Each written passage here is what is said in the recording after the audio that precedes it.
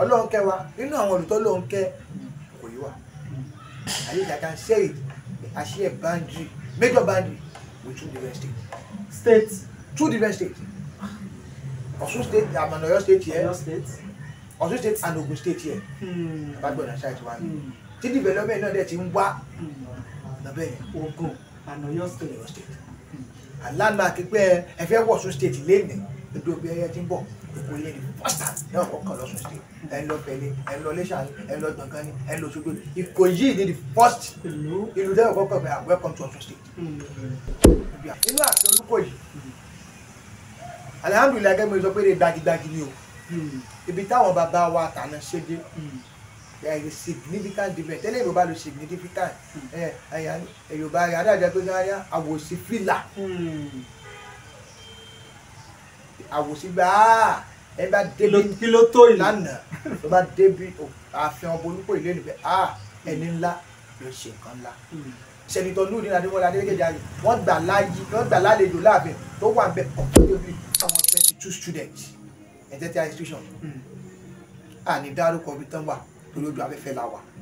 Tọ́lọ́n bá ń ṣọyàn kí ọ̀nà máa sọ ẹ̀. 22 students that are fully funded on scholarship in tertiary institution. A well-recognized tertiary institution in this state. Jẹ́ pé kábíyèsí aláìlúwọ̀ ọba náà sanwó school gbogbo 22 yẹn. A tertiary institution. Kò mọ lówó school nìkan.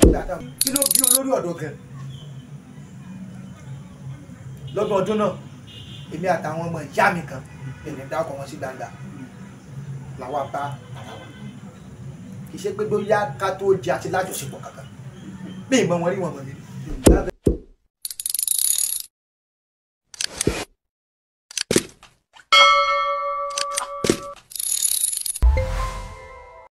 A kí gbogbo ẹ̀yin lólùfẹ́ wa tẹ́ ń wò wá tẹ̀lé ń bọ̀ wá káàkiri àgbáláyé lórí ìkànnì wa ìkànnì yẹn Otasansan TV. A ti wà nílùú Ìkòyí ní ìjọba ìbílẹ̀ Ìṣọ̀kan ní ìpínlẹ̀ Ọ̀ṣun láti ṣe àgbéyẹ̀wò ìwòye sí ìrìn àjò ọdún mẹ́ta tí kábíyèsí aláyélúwà ọba tí ó jẹ́ pé tá a bá ń sọ̀rọ̀ nípa àwọn ọba nílùú Ìkòyí tẹ́ bá ń gbọ́ digital ọba digital oníkábíyèsí Olúkòyí ti Ìlúkòyí ọba Muhammadu Taofeek Iyèọlá Àkàndé Mọ́rẹ́nigbádé Olúkòyí ti Ìlúkòyí. Mo wà lọ́dọ̀ ẹni tó jẹ́ bí olórí ọ̀dọ́ fún gbogbo Ìlúkòyí nílé lóko lájò lẹ́yìn odi. Ọ̀gbẹ́yìn àgbà lẹ sọ wípé ẹnu oníkan láti gbọ́ kan ẹnu ọlọ́fà láti gbọ́ mọ́ta. Ẹ bá ní kí àwọn ará ilé tẹ̀sí bá mi dárúkọ. A kí gbogbo ibi tí ẹ ti gba káàkiri ìgbéléde àgbáyé. A kí aláṣẹ àti olùdarí àti àwọn òṣìṣẹ́ Otasansan TV. Ilé-iṣẹ́ náà á gòkè. Èmi ni ọmọ yín, àbúrò yín,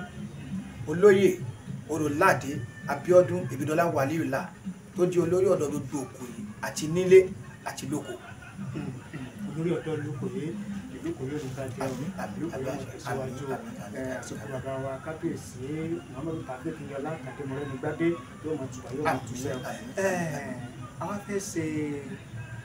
àgbéyẹ̀wò ìrìn àjò ọdún mẹ́ta wípé tá a bá ń kà ní méjì mẹ́ta inú oṣù tá a wà yìí náà ni ó pé ọdún mẹ́ta tí bàbá Olúkòyí ti Ìlúkòyí tòní tí wọ́n ti wà ní orí àlééfà orí ìtẹ́ àbábá ńlá wọn. Ẹ̀yin gẹ́gẹ́ bí inú ìsọ̀rọ̀ yẹn wá ní ẹ̀yìn olórí ọ̀dọ́ gbogbo Ìlúkòyí jẹ́ ká pọ̀ báyìí ọjọ́ wo oṣù wo ni ẹ̀yin di olórí ọ̀dọ́ ní Ìlúkòyí àti pé olórí ọ̀dọ́ kẹlò nínú Ìlúkòyí. Ẹ ṣe olóòtú ọjọ́ 17 oṣù karùn-ún 17th of May 2024 ní bàbá wa aláyélúwà ọba Muhammadu Taofeek Iyèọlá Àkàndé Mọ́rẹ́nigbádé Oyèbó Adé àkọ́kọ́ náà já ewé lébi lórí gẹ́gẹ́ bí olórí ọ̀dọ́ ti Ìlúkòyí.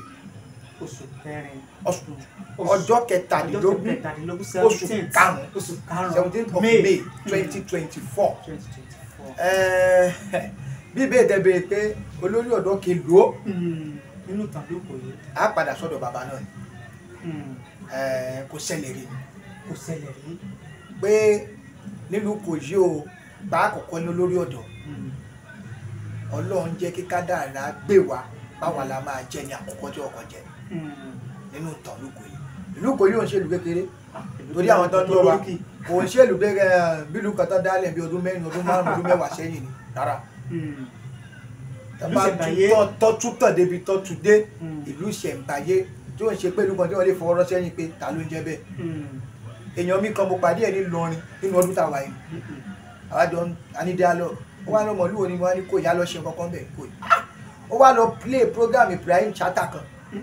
Ibrahim Chatta ògbóǹtarìgì òṣèré gbogbo ayé mọ̀ ni ó wá dárú ó tọ̀tọ̀ àwọn ó wá sọ débi kò yìí ó wá ka lójú oko yìí tó wà ó kà dé tògbómọ̀ṣọ́ ó ka ìkan wà lọ́nà Ògbómọ̀ṣọ́ ó ka lọ bẹ́ẹ̀ yẹn nígbà tí ó wà parí ẹ̀ ó ní kò yí ń ta wà àti ń jọ wà lórí ìrùn òdòdó wọn. aláàtà ni Ibrahim Chatta ò sọmọ bí ẹni tó sọ̀rọ̀ yìí fún mi ò sọmọ bí akọjọ pàdé orí potential pé wọ́n lábàjọ ó wà lọ play kíni ẹ̀ tí mo fi jẹ́ ara mi gbọ́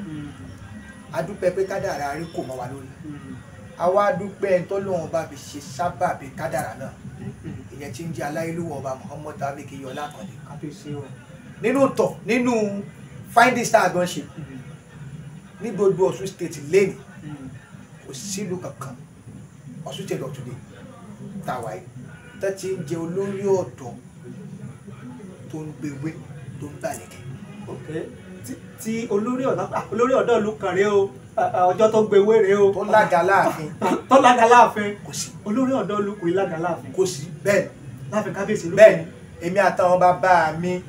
látòrí high chief Ọ̀dọ̀fin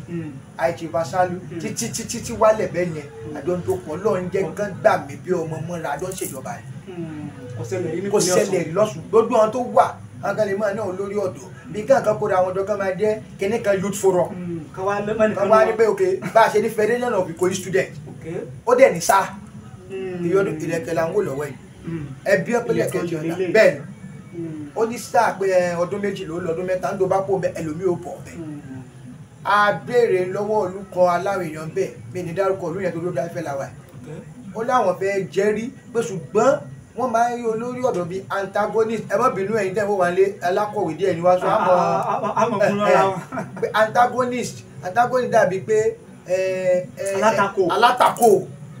pé wọ́n máa ń rí olórí ọ̀dọ́ bíi alátakò ọba ni ọba ń ṣèjọba tiẹ̀ olórí ọ̀dọ́ náà ń ṣe tiẹ̀ lórí àwọn ọ̀dọ́ tó ń bọ̀ wá ní báyìí là ń lọ olórí ọ̀dọ́ ọkùnrin wa ní ìrọ̀ o tó ń sọ tí wọ́n ní o àwa náà mọ̀ títí wọn tí a bá dẹ̀ ní tanra wa níbi tí a bá yédè sìn ọ̀dọ́ ló ní ayé báyìí tá a bá ní tanra wa ọ̀dọ́ ló láyé lọ́gbọ̀ yìí ọ̀dọ́ tó wá fẹ́ dàgbà kò ní ní báwo ni tàgbà ṣe jẹ́ torí ẹ̀yin bàbá wọn pè pé ogún ọdún tí màálù ti ń ṣàárẹ̀ kì í ṣẹgbẹ́ kòkó ọbẹ̀ kan ibi tí wọ́n dé yẹn àwọn kan ti rìn 10, 15, 20 years ago. tọmọdé bá sì láṣọ bí àgbà kò lè láṣà bí àgbà bí òwe o wà ní láti lọ gba òye sí àṣesí ìmọ̀ràn lọ́dọ̀ àwọn àgbà ó ti wà lẹ́ẹ̀kọ́ despite the fact pé ẹ̀yin lẹ́ni you are involved you are in trend but ẹ ní láti lọ gba because nígbà bá ẹjẹ́ àbúṣà pẹ̀lú ìwé olóòtú dà kọ́nà fẹ́ dìbò sí ó láwọn processing ká máa ń ṣe àwọn bàbá wa yẹn mélòó náà lè ṣe àwọn ọ̀dọ́ láwọn òbí láì gbà bẹ́ẹ̀ lọ rẹ́gísítà láì náà àwọn ọ̀dọ́ láwọn ìlú ẹ̀kọ́ yá ká ṣe ojúlé lórílé bíbá ìlànà lọ kò sí nígbà bàbá yẹn lè ṣe tó bá wá dìdórí pé ìwọ lọ́lọ́run fún lákòókò lọ́wọ́ tó wá ní o fẹ́ máa takò ń tán ṣe òun gbé ojú òkú ara ẹ̀ lẹ̀ mo ti dòkú láàyè so adẹ̀dúpẹ́ lọ́wọ́ lọ́ọ̀ bàbá tọ́lọ́ fún wa mi mọ̀ bí abéèrè ó débẹ̀ lọ́tọ́ bá ti débẹ̀ ká máa yan ẹni tọ́lọ́run fún létí tọ́ ni ọlọ́run wá ṣe wá ní ẹ mọ̀ pé bàbá àtọmọ máa jọ yàrá wọn ká má gẹ̀dẹ̀ rọ bàbá mi ni wọn ọmọ lèmi jẹ́ ìgbà ọlọ́run wa tún wá ṣe wá lọ́ọ̀rì ara wa ọ̀rọ̀ ara wa wáyé ra wa àgbọ̀yé wa ọmọ mi báyìí láti ṣe bàbá mi bẹ̀ ṣe ní orí náà kọ́ wá jẹ́ pé bóyá ìtẹ́tù bí wà ní ẹja máa kọ̀ntínú báyìí. ẹ ṣe gẹ́gẹ́ bí àlàyé yín ó pọ̀rọ̀ ní pé olórí ọ̀dọ́ àkọ́kọ́ nílùú Ìkòyí olórí ọ̀dọ́ àkọ́kọ́ nípínlẹ̀ Ọ̀ṣun tí yóò gbéwé tí yóò ní lẹ́kẹ̀ẹ́ tí yóò ní jókòó láàfin. ẹ ṣe ẹ wá jẹ́ ká wò ó bàbá wa kábíyèsí ọjọ́ wo oṣù nǹkan kábíyèsí lóko ìtòmí ni wọ́n dórí àlééfà tó ti wá jẹ́ pé ọdún 2024 oṣù karùn-ún lẹ́yìn di olórí ọ̀dọ́ ọdún wo oṣù ní àdágorí àlefa. On the 25 ọjọ́ karùndínlọ́gbọ̀n kan yẹn bẹ́ẹ̀ oṣù kọkànlá ní ọdún 2022 ní bàbá wa láyé wọ bàbá Muhammad Taofeek Ọlákàndé Oyèbádé múrẹ́ni gbádé àkọ́kọ́ jẹ Olúkòyí ti ìlú Ìkòyí. vat ẹ̀rù Ọlọ́run máa ń bà mí torí láàrin ìgbà yẹn sírú ẹ̀ níta wáyé èyí tó dé bá Ìkòyí a dúpẹ́ àwọn bàbá wa tó ti lọ Ọlọ́run bá tẹ̀lé fún wọn Ọlọ́run ṣe dáadáa fún wọn gbogbo àìṣe wọn Ọlọ́run bá fojú fò gbogbo dáadáa tó yẹ kán ṣe ọ̀nà ṣe ní ti dáadáa ṣùgbọ́n ibi tágbára bá mọ èèyàn ṣe dé oríire èèyàn wá ní pé ẹ mọ̀ pé bí eré gbagigbagi tá a máa ń ṣàgbà wà skul èèyàn mẹ́rin ni ó ṣà ẹnìkan ni ó bẹ̀rẹ̀ oníbi tí ó ṣàdé agbègbè yẹn fẹ́ lò ní oríire ẹni tó bẹ̀rẹ̀ ni pé ẹni tó wà wájú ó ṣe dáadáa jù lọ bóyá kẹta àbí kejì lòun àbákọ̀kọ́ tó o bá ṣe ẹ̀ ní ṣe dùdú mi lọ má bàjẹ́ ju bí tí mo ti bẹ̀rẹ̀. ká sì yọrí lè bá wa. nígbà tó dórí bàbá wa tán gbà lọ bàbá wa tàná ń tá a rí ní Ìkòyí láàrin ọdún mẹ́ta yìí ó kọjá tí lómi ìrìlógún ọdún alihamudulilayi Ọlọ́run ló ní orí bẹ́ẹ̀. nígbà tí kí ló bí olórí ọ̀dọ́ gan lọ́dún ọdún náà èmi àtàwọn ọmọ ìyá mi kan èmi dá ọkọ̀ wọn sí gbangba làwa bá ara wa kì í ṣe pé bóyá ká tó jẹ àti lájọṣepọ̀ kankan bí ìmọ̀ wọn rí wọn mọ̀ nílé lọ́wọ́ pé bóyá ọkọ̀ lọ mú wáńbì kan torí ọ̀nà ṣùgbọ́n dáadáa tó ń ṣe àwàgbọ́ èyí tí mo kọ́ bí wọ́n ní pé mo wálé lọ́dún nígbà wọ́n ti kó sẹ́dá mọ̀ káàkùn lórúkọ yẹn rí lẹ́tà ń gbà àbájọ pé àjẹtọ́ ló kún lélẹ̀ àwọn wá rí bàbá lórí ọ̀rọ̀ bí ìlú ó ṣe gòkè àdẹ̀wà lọ́dún ọdún náà lọ́mọ rí pé kì í ṣe tòṣèlú kì í ṣe gbẹgbẹ yẹn ilé ìṣẹ́gbẹ́ kan lábá wa àpòrà wa bíi 5 láwọ̀ ọ̀dọ́ ni àwa rí wọn àwa jọ jókòó nínú ààfin àwa sọ̀rọ̀ aṣọ yẹn tó yẹ pé ìbáàdì wọn nígbà bàbá wa kan wá ń jọ yẹn a ti lò beyond time tó yẹ ká lò ṣùgbọ́n tó yẹ pé tá a gbé wá ó wà reasonable enough sí bàbá is an idea that is welcome by him like ìfẹ́ àwọn ẹgbẹ́ ọkọ̀ sọ ni pé ẹ̀yin bàbá yẹn bẹ́nu ìlú yìí wọ́n ṣàdúrà fún wa tó pọ̀ nígbà bàbá yẹn wá ń kọ́jú pé you should respect time others are waiting bàbá náà bá wa bẹ̀ wọ́n pé ẹ jọ̀ọ́ nítorí Ọlọ́run nígbà mọ̀ ẹgbẹ́ wa tí mo fẹ́ gbọ́ ni ẹ jọ̀ọ́ fún mi lásìkò ló wà padà bẹ̀ bàbá yẹn alihamudulilayi bàbá wa náà àjọ wa ti mú àbí ọmọ àtọ́ bí ọmọ báyìí àwa sọ̀rọ̀ àwa náà pé ẹ̀yin ọmọ ẹ̀ ní potential wọ́n wá dá akọ nínú láàrin yín o wọ́n sọ́njọ́ náà bàbá náà wọ́n á gbọ́ kínní wọn rántí láàrin yẹn lọ yan ẹnìkan wá tí ó wà máa ṣàṣojú níbí nígbà táwọn wá kó àwa rẹ́rìn. kì í sí ọ̀rọ̀ pé a fẹ́ ló lórí ọ̀dà fẹ́ lórí ọ̀dà lọ ọ̀rọ̀ ìlú mi. bí ló ti dàgbà kò sí àárò ọlọ́kọ̀ jẹ́ kí kádàrá gbé wa ni àárò tó ṣe dáa. bàbá rò wípé ọmọ tán nírú àdé àgáyé tábà mọ́ mọ́ra kò bọ́ náà. ìyẹn kò tí ì tọdún kan tó joyè ọ̀rọ̀ tí mo sọ ẹ̀kọ́ pẹ́ tó joyè lọ́dún 2022 mid 2023 làwa yìí wọn bájọ wá sọ̀rọ̀ ní àwọn òwò àpapọ̀ agbájáde ẹ mọ̀ gẹ́gẹ́ bí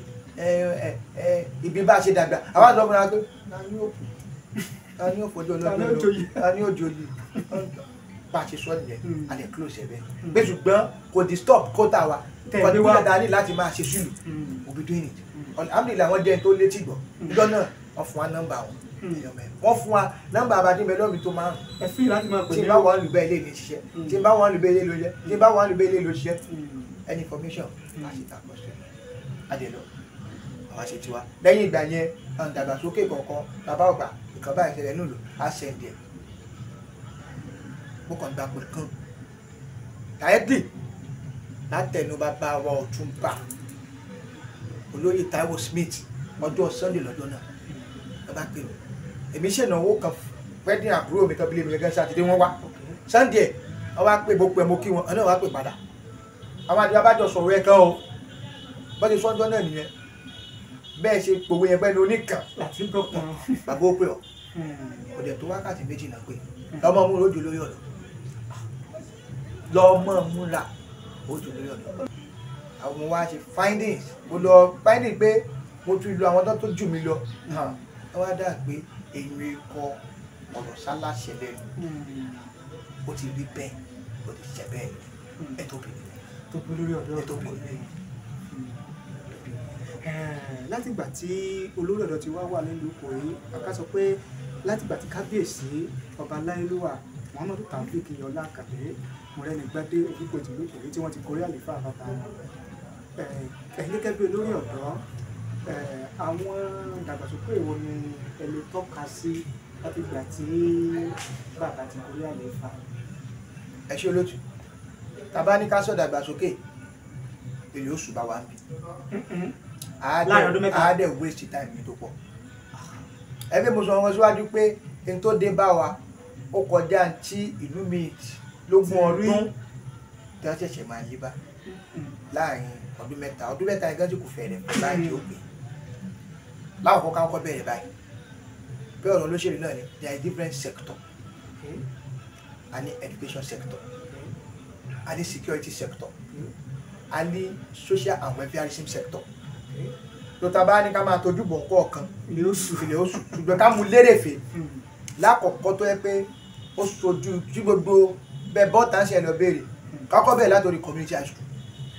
nígbà tí a bá wá lẹ́yìn ló wà tọ́jú orí àyífà a whole lot of issue ó wà ní school yẹn wọ́n kọ́ ní lack of teachers lack of teaching staff even lórí reading table and chair kò sí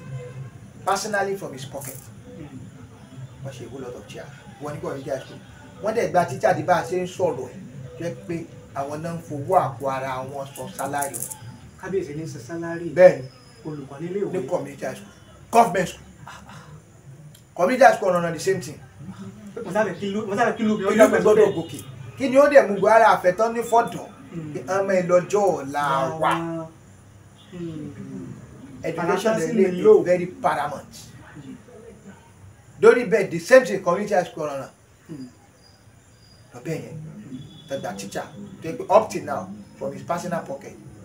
kakọ mu àní tí kò lórí education bí mo ṣe ń bá yín sọ̀rọ̀ lọ́wọ́lọ́wọ́ báyìí ní tí ò pọ̀ sí ẹ̀mẹ́ta báyìí a ní àwọn 22 students ẹ̀jẹ̀ institution àní dárúkọ bí tán wà torí ojú afẹ́fẹ́ la wà tọ́lọ́ máa ń ṣọyàn kí ọ̀nà máa sọ ẹ̀ 22 students that are fully funded on scholarship in tertiary institution a well recognized tertiary institution in this state jẹ́ pé kábíyèsí Aláyélúwà ọba náà sanwó school gbogbo 22 yẹn a tertiary institution kò mọ lówó school nìkan nígbà táwọn ẹ lọ wọ́n tún fún ẹ ní stipend of 10,000 each ẹ̀bùn dání kẹfì kọ́kọ́ lọ ṣètò ara yín kì í ṣe one time off wọ́n á sanwó school ọmọ táwọn ọmọ ẹ̀yìn ó fi parí lẹ́yìn ẹ̀ náà pé owó oúnjẹ owó mímu on regular basis bẹ́ẹ̀ ìyẹn lórí education kò tún mọ́ àwọn míì tá a lè sọ lójú afẹ́fẹ́ lábẹ́nú mo máa ṣe lé ọ̀rọ̀ tó wá pò nínú ààfin ní ìjẹta Jímọ̀ èèyàn wa kan nínú ìlú ọmọ kan tà ní ṣùgbọ́n wa ọmọ yẹ kó wà sùkúl kí ló ń kiri sí bàbá àwọn ò ṣàgbára ìyá àwọn ò ṣàgbára ọmọ bo ní ó dárúkọ rẹ̀ ọmọ ilé ìbò dárúkọ ilé rẹ̀ ilé ọ̀dọ̀dọ̀ kábíyèsí èèyàn wa yẹn wá pé kábíyèsí bó jẹ́ pé ọ̀dọ́ bàbá pè mí padà olórí ọ̀dọ̀ mo gba rìpọ́ọ̀tì kan báyìí ẹni yẹn pè mí náà ó sì ń dẹ̀ báyìí ẹ̀yà be in charge mo ṣe ń bá ń sọ̀rọ̀ ẹ̀ Monday ọ̀la ọmọ yẹn lọ bẹ̀rẹ̀ school padà fully funded débi tí ó kàwé dé ni o àbájú gbogbo ibi tó bá wọ̀ tó bẹ́ẹ̀ ẹ̀yìn jẹ́ ọ̀gá tẹ́mi kan bẹ́ẹ̀ lọ́wọ́ ẹ̀ ni pé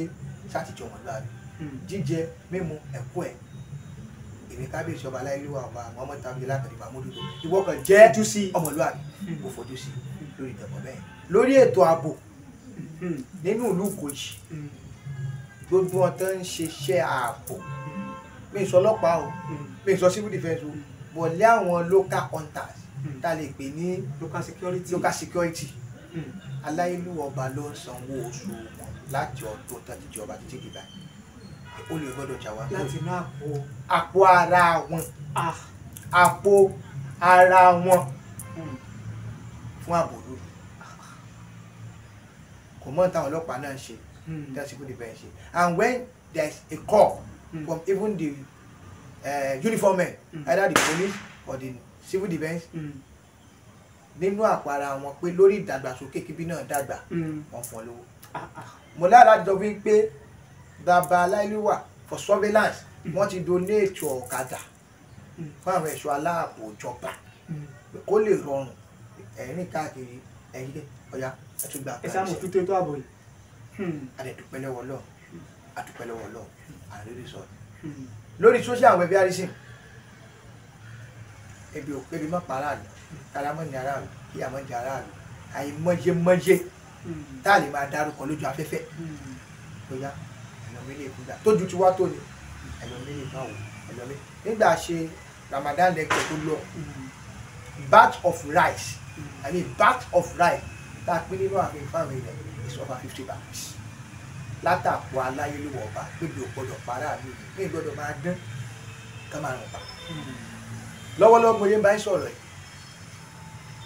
bàbá mi aláyélúwà ní project kan tó ń ṣe on hospitality ní gbogbo Olúmọ̀ tó ń kọ́ lọ́wọ́lọ́wọ́ báyìí ní tẹnu mi gbà l'Ọ̀ṣun state lẹ́yìn tàbá parí ẹ̀ láìra kí a wà 1 to 3 in the whole Ọ̀ṣun state. nílùú kò náà. in the whole Ọ̀ṣun state I said. àti ìlú kò náà ló sì wà. bẹ́ẹ̀ láìpẹ́ láì jìnnà àdìwọ̀n ìtàmúlò ní the whole Ọ̀ṣun state tó bá ń ta 1 to 3 on hospitality. kábíyèsí ló ń kọ lọ́wọ́lọ́wọ́ báyìí. ìlú mi ọ̀sà ibi ìtọ́ yẹ kó wà ní bí Àbújá. ìlú mi ni ọ̀sà wà látàrí ìfẹ́. iṣẹ́ pé bóyá olówó kankan tó fẹ́ papadà tó ka tán ti ná síbẹ̀ ṣùgbọ́n pé kí dàgbàsókè ká lè máa lọ́pọ̀ ẹgbọ́n bo náà kọ́rù èmi náà ò débẹ̀ níbo náà kọ́rù hòtẹ́ọ̀sì iṣẹ́ pé bóyá olówó kan pé kìnní kan láàrin ọdún kan ọdún mẹ́rin náà ṣùgbọ́n torí ìfẹ́ ìlú ìyẹn lọ bẹ́ẹ̀ lórí hospitality àti sọ education àti sọ ti security lọ bẹ́ẹ̀ yẹn bẹ́ẹ̀ nínú ààfin Olúkòyí alihamdulilayi gẹ́gẹ́ bí mo sọ pé gbajúgbajú ni o ibi táwọn bàbá wa tàná ṣe dé there is a significant difference tẹ́lẹ̀ Yorùbá ló significant Yorùbá rẹ̀ adájọ́ pé káyà àwòsí fìlà àwòsí gbà ẹ bá débi kí ló tó yìí lánàá tó bá débi àfihàn ọmọ Olúkòyí lé níbẹ̀ ẹni ńlá ló ṣe nǹkan ńlá ó ti gbáràn tó wọ ultra modern palace that befit personality. Gómìnà ìpínlẹ̀ Ọ̀ṣun Sẹ́nitọ̀ Nurudeen Adémọ́lá Adélékèjì wọ́n gbà lálejò láàfin tó wà ń bẹ comfortably ìjọba dá àwọn Olúkòyí ilé ìlú nínú àwọn bàbá bá wà ní 24 hours light 24 hours water wọ́n á síbẹ̀ bó ṣe rí náà nìyẹn. Àga tí àwọn àjòyè ọba fi ń dókòó àga lọ́balọ́ba tó ṣe é rí mọ́yàn tó ṣe é tọ́ka sí nínú àfihàn both the main palace and the mini palace lásìkò wọn náà lásìkò wọn láìrọ olóyè mi àdán kìlú ẹgbẹ́ ló jẹ́ sọ́síwájú eré gbagi ibi táwọn bàbá wa àná ṣe dé alihamudulilayi ọmọ wọn tó mú ọmọ tẹ̀síwájú ló dẹ̀ pé lágbára lọ́wọ́ Ọlọ́run ìdàgbàsókè sí bọ̀ tó sì bọ̀ ó sì bọ̀ èyí ó lọ́dọ̀ sí pọ̀ káà lè máa sọ lórí atẹ́gùn Yorùbá láyé òǹkà láṣẹ ti kókó iṣẹ́ nígbà wá ti ṣàṣeyọrí lórí ẹ̀ gbogbo ayé òrìṣì sọ tiwọn ti kábíyèsí la mẹ́nu bà díẹ̀ bẹ́ẹ̀ bẹ́ẹ̀ bàbá ká mọ̀ sọ tán torí àsìkò gẹ́gẹ́ bí olórí ọ̀dọ́ 2024 bẹ́ẹ̀ kí wàá ní a lè sọ wípé ìgbà tí mo náà ti dé lórí ọ̀dọ́ o àwọn ipa tèmi náà ti mérè o àbí. ẹ ṣe sà torí ìjọba àkókò ká mẹ́nu bà díẹ̀. nígbà tí ọlọ́gbà náà débi tí Olúwadé tí kádàrá dẹ̀ tún rọ̀ wọ́n fún wa àwòsàkúrò ara àwọn nǹkan tá a ti wá gbé bàbá tó bì ṣáájú pé ọlọ́ọ̀tún lórí ọ̀dọ́ ìbẹ̀lẹ̀ àti wọ́kọ̀ bẹ̀rẹ̀ àwọn kan ṣe visitation sí àwọn ààyè kọ̀ọ̀kan ní òdu àdébí àjọ lórí orúkọ ìgbà míì ẹ mọ̀ bá a ṣe lọ́ba we have millions of citizens ní Ìkòyí gbogbo ọkọ ló láǹfààní láti ọba ṣùgbọ́n àkọ́wọ́ àtà jẹ́ bíi intermediate bẹ́ẹ̀ ṣe dólóòtú fún wa ṣe pé ókè o nǹkan báyìí àwọn kò bàbá létí àwọn àlọ́ gbogbo àlọ́ náà lòrò àsìkò ní àwọn èèyàn báwo ó kálukú tó dẹ́kun ọkàn tó fẹ́ a lè dá padà sọ́dọ̀ bàbá a lè dúpẹ́ lọ́wọ́ Ọlọ́run pé ìṣọ̀tẹ̀ jáde lẹ́yìn ẹ̀ àwọn ọmọléèwé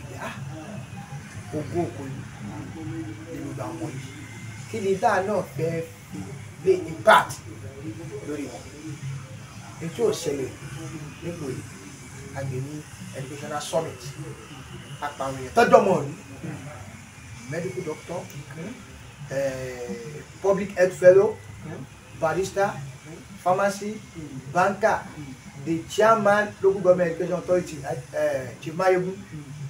double as Chief Mayegun ọ̀nà Abraham Owódù ní woko lọ bẹ́yẹn àwọn bàbá wa láti aṣọ council ìkòrí community leader àwọn bàbá wa látàfin bá ṣe ṣàwọn wá àwa sẹ́ǹtì gbogbo school both public and private nípòlì and the send representative from GS1 to SS3 and the send representative mẹ́jọ so àwọn tá a pè medical doctor pharmacy public health fellow barrister engineer ọ̀pá wọn sọ̀rọ̀ báwa ṣe rìn tọ́lọ́mù jẹ́ orí bó ṣe rí tẹ́yìn náà bá tètè kù sí báyìí ẹ̀ẹ́dẹ̀ bí kárí kú tẹ́lọ ẹ̀ láwa náà lọ bí ayé ṣe fi wá bá a ṣe rúmọ́ bá wọn sọ̀rọ̀ àwa ṣe ìwé ó lè jẹ́ ìkórí a ṣe ìwé thousands of copies àwa kún fún ọmọ kọ̀ọ̀kan lójú ọ̀pẹ̀ both private and public school kò yìí a tún wá ṣe meritorious award ó lè jẹ́ ìwúrí fáwọn ọmọ gbogbo ẹni tó ṣe pò kìíní ní kíláàsì kọ̀ọ̀kan àwa ti wọ́n ní meritorious award tọ́lọ̀ ángìlé pẹ́pàrọ̀ ọmọdọ́mọ wọn a máa dé wọn máa rí ọjọ́ báyìí lóṣù báyìí o lásìkò olórí ọ̀dọ́ báyìí o mo gba award yìí o. that add to their personality and their profile. lẹ́yìn ẹ̀ àwọn àgbo kankan ló lù pé àwọn bàbá wa kan wà jẹ́ pé when it comes to education they are danger they need to be fun kò sí ìjọba kú ló yẹ ká mọ ṣe wọ́n pọ̀ o adẹ̀mí tó máa ṣe o ìgbọ́n ta àkọ́kọ́ wò gbà yẹn batch by batch ni kò sí ẹni tó wà kó yí lẹ́nu tó lọ St. Anthony College tí ò mọ̀ Mr. Akínọlá St. Anthony College disciplinarian well to turn me in fact it's everything you can call a teacher tọ́lẹ̀ ní part lórí gbogbo ẹ̀ ló jẹ́ student bàbá náà wà ọlọ́ba àdógún àlàáfíà tó gbélé fún wọn ọlọ́ba kan ló pa wọn afúnláwọ̀ àtúbò lọ bẹ́ẹ̀ pé tatú ni kò lè máa jẹ́ òní fáwọn ọmọdé láti ṣe we will celebrate it àtúbò lọ bẹ́ẹ̀ there is one thing that also Mr. Abdul Yekin Banji Tijani kò sọ ọmọ tó lọ Ideal Community of St. Anthony College tí ó ní mọ̀ pé lọ akọrin lójú ogun ni wọ́n. wọ́n sọ nípa olùkọ́. bẹ́ẹ̀ kò sì gba káwọn bàbá ìgbà tó lọ ká tó celebrate afáwọn náà láwọ̀. bàbá wa ọlọ́lá jùlọ Dr. Hamid Rahim tẹ́jẹ́ the community leader lórí education tó yìí wọ́n ṣe takuntakun. àwọn school kan wà ń gbà tí ó olùkọ́ tí ó sí nǹkan kan náà pẹ́pẹ́ àwọn external exam gbẹ́bí wáyéka nepo wọ́n ti scrap ẹ̀ pé àwa bímọ káwa máa kọ́ ọmọ lọ́gbà ní ṣẹ́ńtọ̀n káwa máa káwọn ọmọ tó alẹ́ olúgbò àbáyé lọ́wọ́ ní láíláí gbogbo tó lọ́ wá fún wọn lágbára pẹ̀lú àtìlẹyìn aláyélúwà ọba mọ́mọ́tàgbé látàrí wọn wá tàbí tó kàyẹ padà sí lójú kò sí public school tẹ́lẹ̀ kó ìdébi tí ó ṣe wáyé tó ṣe ẹni kò rí náà public school táyà àwọn ẹlọ́ọ̀ ló sábà ní fáwọn ọ̀dọ́ làwọn tó ṣe lé ẹ̀tọ́ ká máa ń lò. lẹ́yìn ẹ̀ kọ́lá sì ta aṣọ síwájú láti ọ́fíìsì wa láti facilitate tọ́lọ́ ń dẹ̀jẹ̀ kí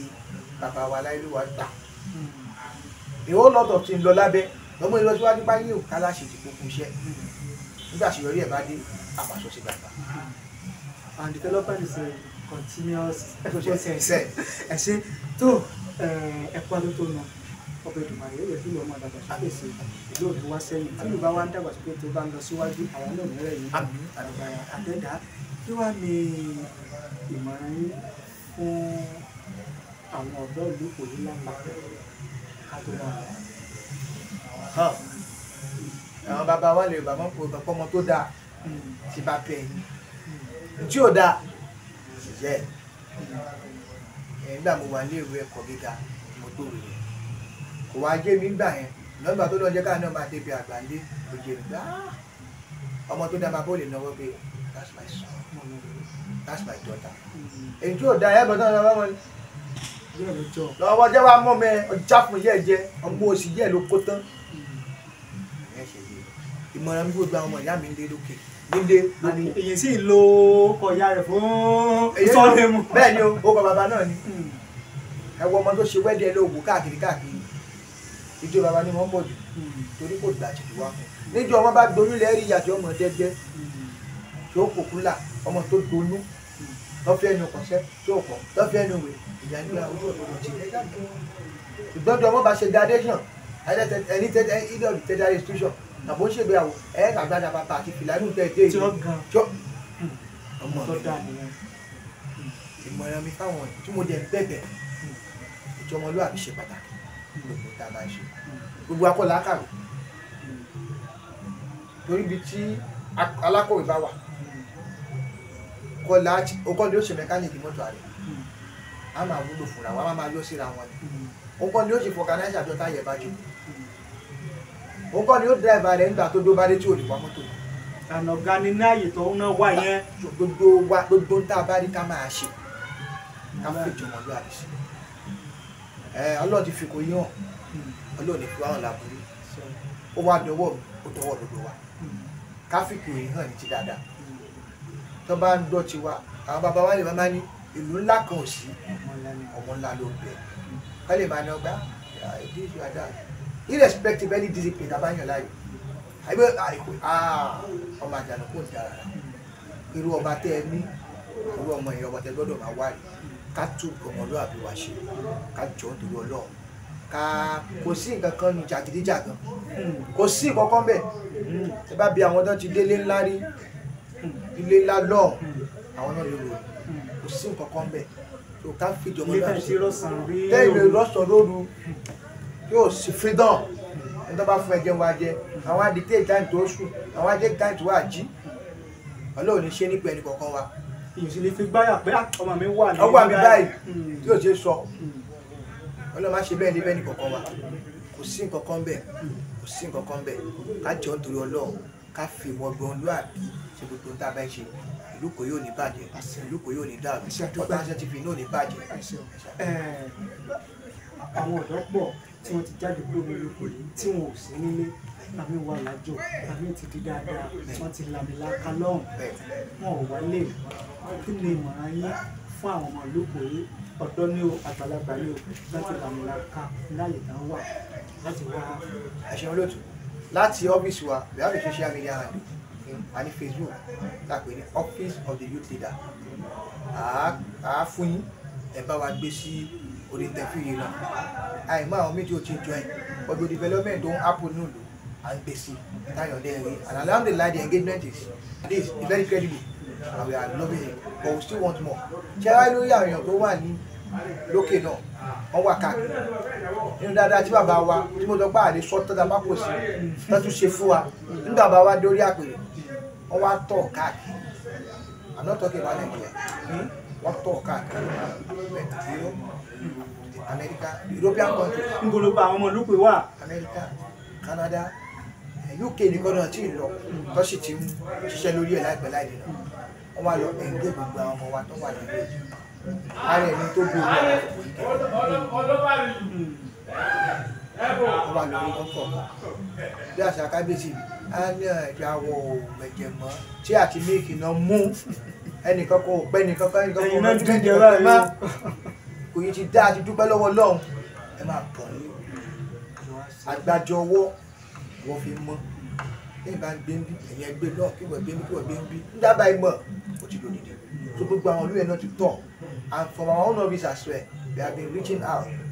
tá a lè rí táyọ̀ dẹ̀ tọ̀nà ẹgbẹ́ lágbára lọ́wọ́ lọ́wọ́ láìpẹ́ láì jìnnà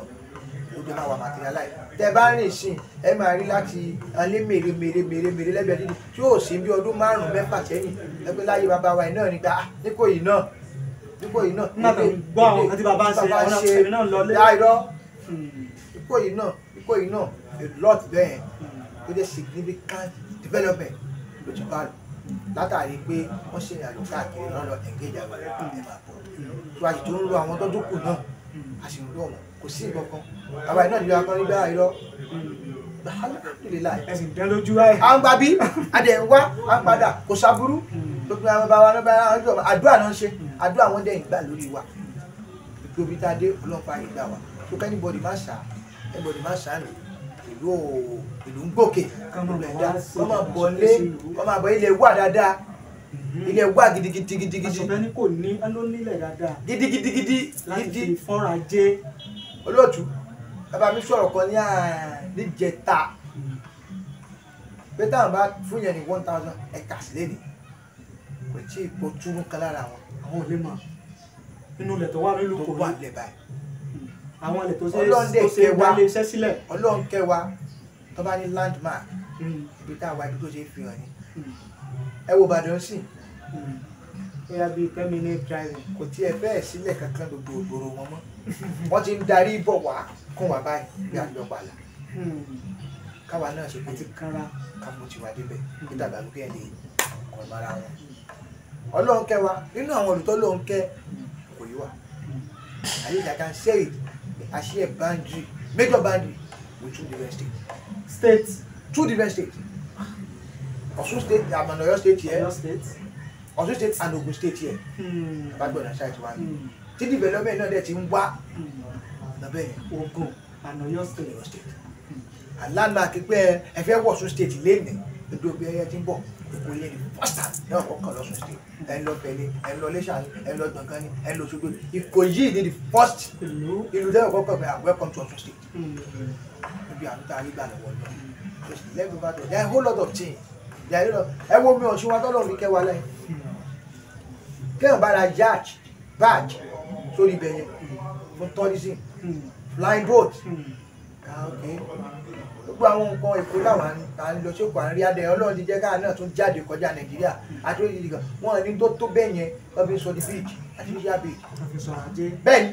táyà ìyìnbó ń wá wọ́n dé wọn lórí omi lọ́jọ́ mẹ́ta ọjọ́ mẹ́rin these are a whole lot of things owó wọlé táwọn èèyàn wá lè wá investing táwọn èèyàn wá yọ a ní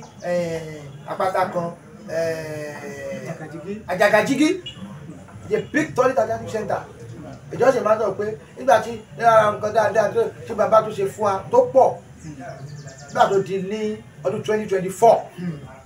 nínú oṣù kẹsàn-án nínú oṣù kẹjọ bàbá mú alọ lóyìnbó ní South Africa. àwọn olórí ọ̀dọ́ dání. bẹ́ẹ̀ ni. wà lọ wo tó wà lọ́wọ́ tó láti ṣe sí lóko rẹ̀. tí ó fi dàgbà ìrìn àjò nígbà tá a débẹ̀ ọmọ mi lọ bí wọ́n máa ń gbé ní Sun City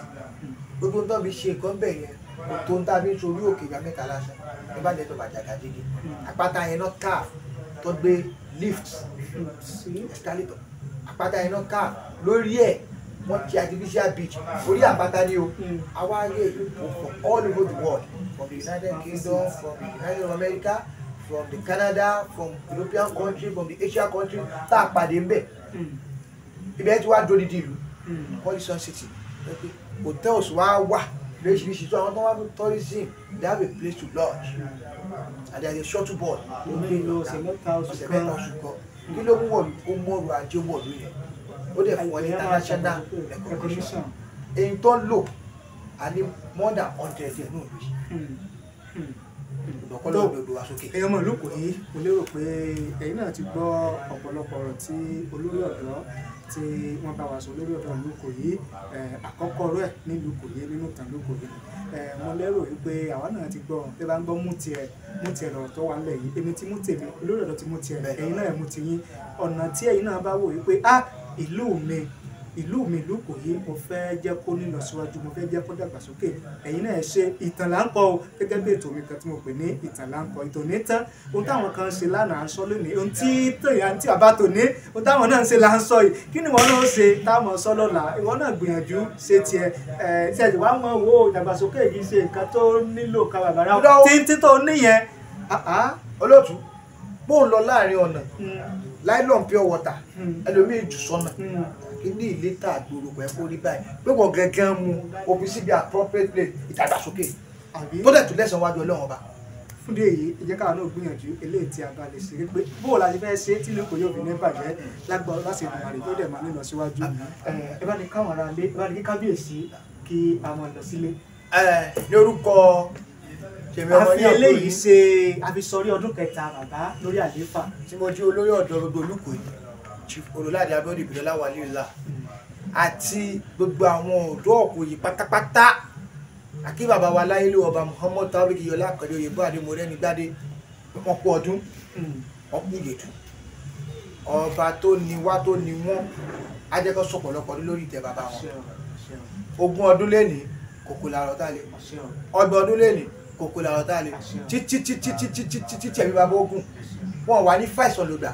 wọn ní fìnira lòdà gbogbo tọ́lọ́run wá dá sí wọn gbé okòwò òdùnnú tọ́lọ́run bá wa dá fún wọn lórí ọmọ lórí aya lórí business lórí àwa tọ́lọ́run kó tí wọn náà àti gbogbo àwọn ọmọ olùpápátá Ọlọ́run ní fi kankan nu apá wọn lẹ́kún wọ́n ti rí gbogbo wa inú wọn dùn wọ́n wọnú ìlú inú wọn dùn tí wọ́n fi rí tó bá máa wò tábà wọn níbẹ̀ Ọlọ́run ní fi dán wọn wò èèyàn mi kan ló máa ń sọ ó ní tọ́lọ́run bá ti tán tó bẹ́ẹ̀ mú yẹn wà ló máa ń gbà lọ́wọ́ ẹ̀ Ọlọ́run kẹ́ bàbá Ọlọ́run bá fún ọ níwà pọ̀ ẹ mọ̀ mo máa ń sọ báyìí pé ọba Muhammad Taofeek Iyọlá Àkàndé is our answered prayer níta tí ń bẹ lọ́gbà wọ́lọ́ ọ̀wá sàánú is our answered prayer tá a ti ń fẹ́ tá a lè dúpẹ́ lọ́wọ́ Ọlọ́run ọba tó wá ṣe bẹ́ẹ̀ ìwà tó ń wá di pé lórí ọmọ ìgbẹ́kẹ́ ni a máa àwọn ọba míì lọ́gbẹ́ tó bá délù wọn lẹ́nu wọn ń pòṣè ìmí ìjọwọ́ lu ni gbogbo ọba tó ti wá ṣe wọ́n bó ṣe ṣe wọ́n tẹ́jẹ́ ni ayé ń fẹ́ tó bá bọ́ọ̀lù báyìí láti gbẹgbẹgbẹ gbogbo olú ọlọ́kadà gbogbo bá kábíyèsí ìwà ni ọba tó fún wa wà ní kọ́lọ́ má gbà lọ́wọ́ èyí tó ń fi wá darí wa pẹ́ lọ́gbọ́n nímọ̀ lóye àti àsìkò tó nípọn kọ́lọ́ bá darí ẹ̀ sọ́dọ̀ wọn ó ti wà kọ́lọ́ má gbà àdínkù là ń bẹ náà kọ́lọ́ bá ṣe fún wọn àwa bẹ náà púpọ̀ yìí náà ìlú fọkànbalẹ̀ ni ìlú ìrọ̀rùn ni ìlú ìdùnnú ni ìlú tó gbé onílé tó gbé àlejò ni pátápátá kọ́lọ́ máa wà ní kárí dàmú kọ́lọ́ máa fi ogun jà wá kọ́lọ́ máa jà ogun wàhálà gbogbo àwọn olùtọ́ mú létí wa náà lápò mú níkiri kọ́lọ́ máa dáhùn náà rí dàmú Ọlọ́run ti wá ṣe wá lọ́mọ yára wa kọ́lọ́ máa dá okò bànújẹ́ kọ́lọ́ máa ti sáré wa àti gbogbo àti ṣàdúrà fọ́sù state in general ìlú ọ̀dẹ náà kọ́lọ́ máa jò dàrú gbogbo ìlà ìlò tó ń lọ kọ́lọ́ bá